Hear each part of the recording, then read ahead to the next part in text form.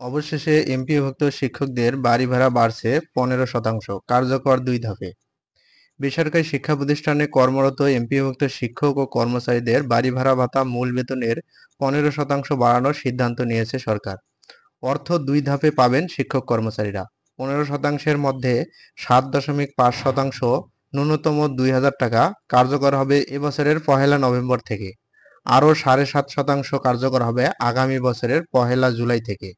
আজ মঙ্গলবার অর্থ মন্ত্রণালয় এ সিদ্ধান্তের কথা জানিয়ে শিক্ষা মন্ত্রণালয়কে চিঠি দিয়েছে। এর আগে সরকার এমপিওভুক্ত শিক্ষক কর্মচারীদের বাড়ি ভাড়ার মূল বেতনের 5% হারে বাড়ানোর সিদ্ধান্ত নিয়েছিল, কিন্তু তা প্রত্যাখ্যান করে আন্দোলন চালিয়ে যাচ্ছিলেন শিক্ষক কর্মচারীরা। বাড়ি ভাড়া বাড়ানো সহ 3 দফা দাবিতে গত 12 অক্টোবর থেকে আন্দোলন করেছেন এমপিওভুক্ত শিক্ষক কর্মচারীরা।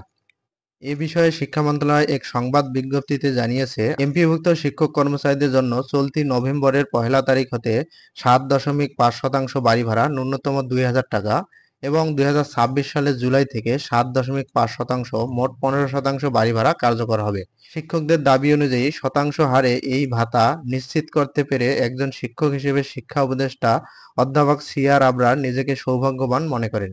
তিনি দৃঢ়ভাবে বিশ্বাস করেন, শিক্ষকেরা আরও অধিক সম্মানের দাবিদার এবং তাদের জীবনমান উন্নয়নে রাষ্ট্রের সচেষ্ট থাকা দরকার। মন্ত্রণালয় মনে করে এটি কারো একার কাজ নয়, এটি যৌথ সাফল্য। শিক্ষকদের আন্দোলন তাদের বাস্তবতা বুঝিয়েছে, সরকার দায়িত্বশীলভাবে সাড়া দিয়েছে। সবাই মিলে আজ এমন এক অবস্থানে এসেছি যেখানে সম্মান, সংলাপ আর সমঝোতাই জিতেছে। এখন সময় ক্লাসে ফিরে যাওয়ার, শিক্ষার্থীদের কাছে আসল কাজের জায়গায়।